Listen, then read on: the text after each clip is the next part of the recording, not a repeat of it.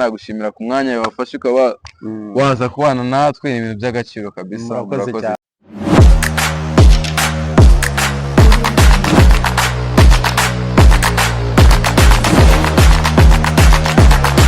Igitaramo bita swimming pool party data event kabisa, yitabirwa n'abantu benshi bagiye batandukanye.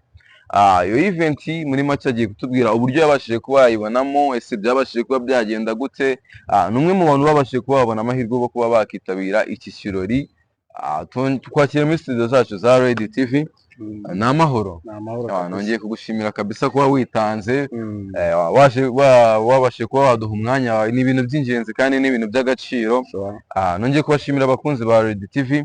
Muri make ugiye kuba wabasha kuba wadusobanura, tubwire muri make wabibonye gute, se ikirori cyagenze gute, witabiriye. Swimming party ni ikirori washishikariza n'undi wese ko yakijyamo, ko ni ikirori kizima, ni ikirori cyiza. Ni ahantu ujya koga ukaruhuka ukagubwa neza. Amafunguro aba ahari, ugafungura ugasabana n'abandi.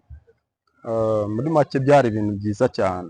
Njye ni ibintu nishimiye ku buryo ndi umwe mu batazajya bacikwa n'ubutaha uzagaruka. N'ubutaha kabisa. Muri make ndashaka kukubaza ati se byibuze ikintu wabashije kubabonamo kiriya kirori cyafasha abantu, cyangwa mu kintu wabashije kubabonamo kiriya kirori kiba kigamije, n'ikintu waheraho wifuriza bagenzi bawe utakubasha kuba bazitabira iriya event, ibasha kuba yaba muri rimwe mu mezi abiri.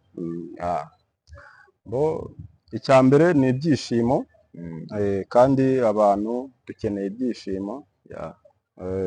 Buri kirori gihurije hamwe abantu barenze umwe kugenda kose kiba ari cyiza. Icyo nabonyemo navuga, nanashishikariza abandi, cyabaha umukoro nabo wo kuzitabira bakareba, ni ukoga.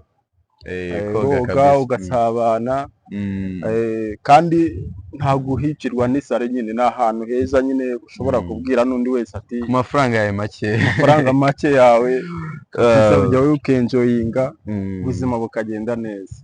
So nanjye nabashije kuba nahagera, niyo mpamvu nicyo cyatumye mbasha kuba nagutumira muri zino studio zacu za Red TV.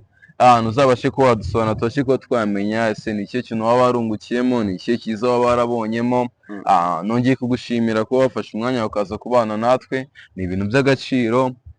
Kandi abantu mwese muratumiye kabisa. Ikindi ndabashaka kuba nabasha kuba nakibutsa abakunzi bacu kuba bamanuka hasi bagakirika ku kintu bita subscribe, like and comment, tukabasha kuba washaringa no mu nshuti zawe. Ni ibintu by'agaciro kugira ngo dukomeze kuba twabasha no kubana no bindi biganiro bigiye bitandukanye. Films, nongeye gushimira abakunzi ba Red TV.